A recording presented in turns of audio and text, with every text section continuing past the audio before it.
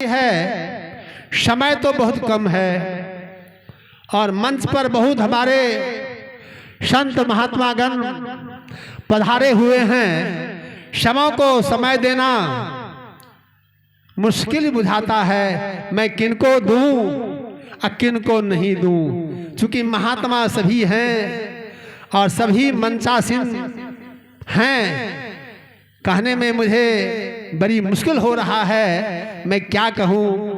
क्षमा को समय देने से लाचार हूँ, इसके लिए मैं क्षमा प्रार्थी हूँ।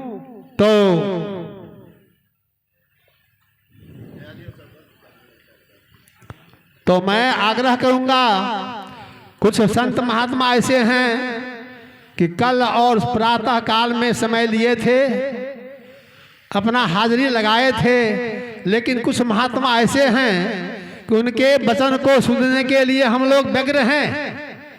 जिस तरह से गर्मी के मौसम में प्यासा लोग पानी के लिए तड़पते हैं, ठीक उसी प्रकार से कुछ महात्मा ऐसे हैं जिनके वचन को सुनने के लिए हम लोग व्यग्र हो रहे हैं। तो मैं क्षमा चाहता हूँ, सभी महात्माओं को समय नहीं दे पाऊंगा। अब मैं आग्रह करने जा रहा हूँ पूज्यपाद स्वामी श्री गुरु प्रसाद बाबा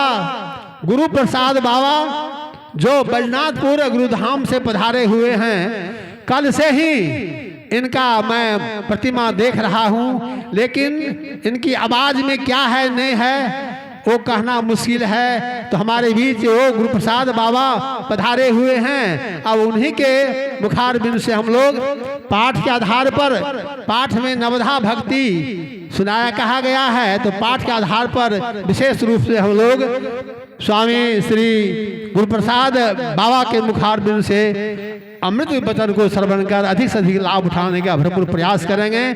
श्री सद्गुरु महाराज की जय।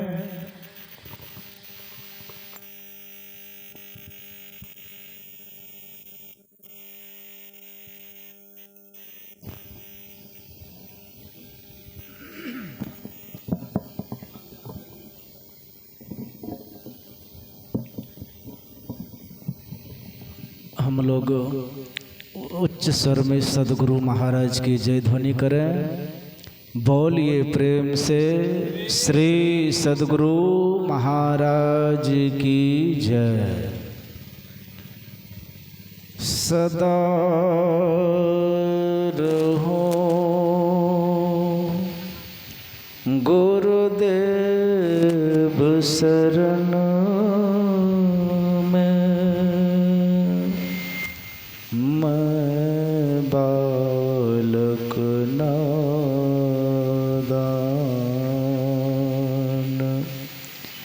कृपा सिंधु तुम हो गुरु, दूर करो अज्ञान। धन्य धन्य सद्गुरु सुखद महिमा कहे न जाए। जो कुछ कहो तुम्हारे कृपा, मोते कुछ न बसा।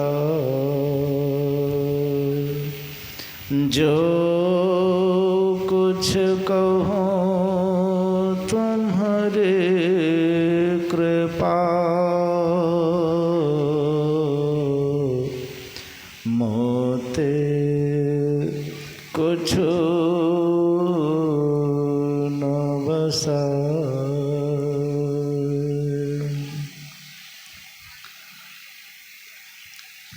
सृष्टि के कण कण में सर्वत्र विराजमान सतत स्मरणीय परमाराध्य श्री सद्गुरु महाराज के श्री चरण कमलों में साष्टांग सादर सा समर्पित सनिवास मंचासीन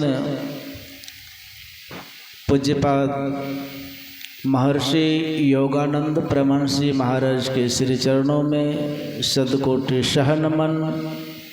मुद मंगल में संत समाज, धर्म क्षेत्र में उपस्थित सत्संग प्रेमी महानुभावों, माता एवं भक्तिमती बहनों, अभी हम आप श्री रामचरितमानस सारसटिक से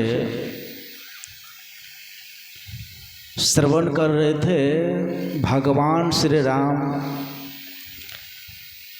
माँ सबरी के आश्रम पर आए हुए और सबरी हाथ जोड़कर कहती है, मैं आपकी स्तुति किस तरह से करूं? मैं छोटी जाति, भिलने और भारी जड़ बुद्धि वाली हूँ, मैं आपकी स्तुति किस तरह से करूं? तो भगवान श्री राम क्या कह रहे हैं? अधम ते अधम अधम अति नारी, तीन मैं महमति मंद अघारी। अभी सबरी कह रही है, अधम से अधम जो होती है उसमें मैं बहुत अत्यंत अधम की हूँ, मैं आपकी स्तुति किस तरह से करूं? तो भगवान श्री राम को कह देना चाहिए ठीक बोल रही है, लेकिन भगवान क्या कह रहे हैं?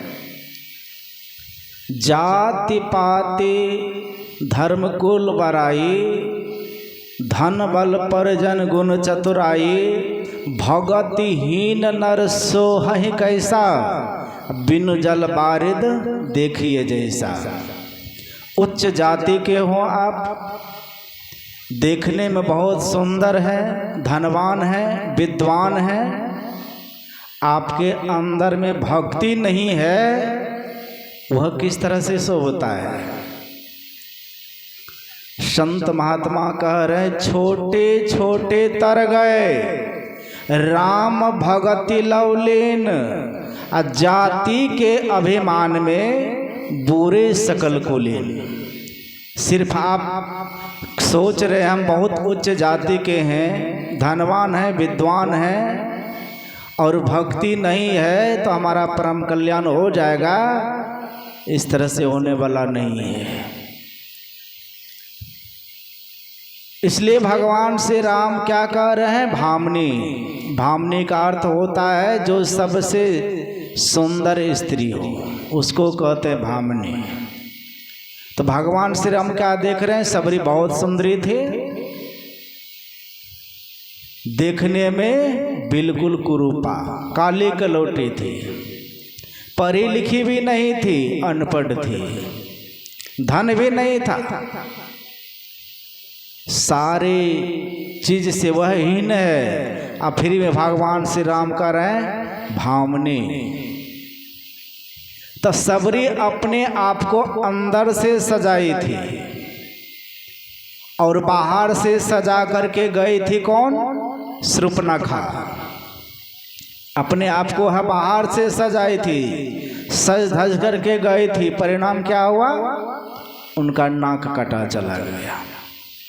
उसी तरह आप उच्च जाति के हैं, धनवान हैं, विद्वान हैं, आपके अंदर में भक्ति की युक्ति नहीं है, आप भक्ति नहीं कर रहे हैं, तो आपका भी वहाँ नाक कान कटा चला जाएगा। इसलिए संत कबीर साहब कह रहे हैं, आखिर धक्का खाओगे साहब के दरबार, वहाँ धक्का खाना पड़ेगा। तो सामने में आप जिनका भी दर्शन कर रहे हैं, ऐसे महापुरुषों का आपको दर्शन सौभाग्य प्राप्त हो रहा है, जिनका आपको दर्शन दुर्लभ होगा। ऐसे विलक्षण प्रतिभा के महामूर्ति हैं, महामहात्मा हैं, जिनको परमाराध्य श्री सद्गुरुराज का सानिध्य प्राप्त है।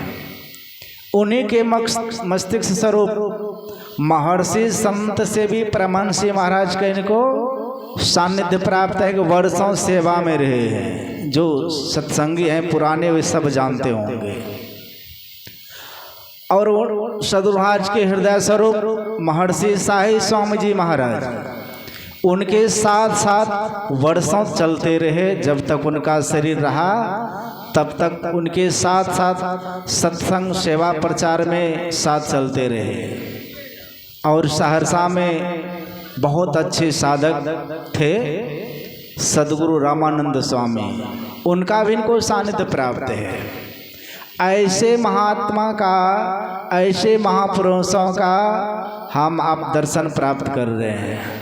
यह कितनी सौभाग्यशाली को यह अवसर मिलता है।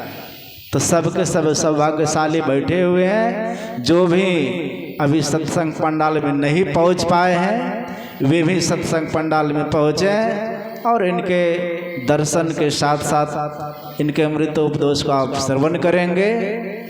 सूरज के सामने में कोई दीपक लेकर के जाए और के देखिए इसमें भी प्रकाश कितना है। तो ठीक मेरा इनके सामने में वैसा ही कहना होगा। इसलिए आप लोगों की सबों की दृष्टि पूज्यपाद की तरफ लगी हुई है और हमारी भी इच्छा है आप पूज्यपाद से ही श्रवण करेंगे तो ज़्यादा से ज़्यादा लाभ को आप प्राप्त करेंगे।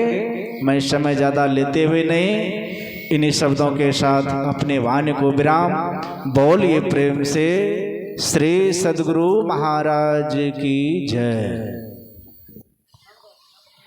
हेलो, अभी हम लोग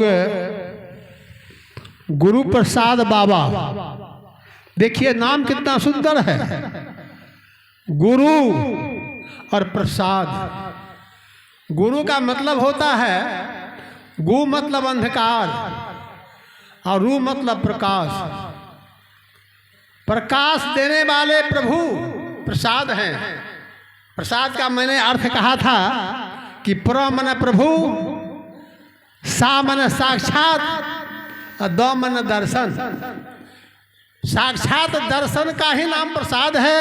और आज हमारे मंचासीन गुरु प्रसाद बाबा पधारे हुए हैं, अंधकार को दूर करके अपने प्रसाद रूपी वचन को हमारे बीच प्रकाशित किए हैं। ये बहुत अच्छी बात है। हम लोगों ने बहुत इनके वचन को सुनकर प्रसन्न हैं। अब आगे बढ़ रहा हूँ। शुभानंद बाबा, शुभानंद जो बड़ा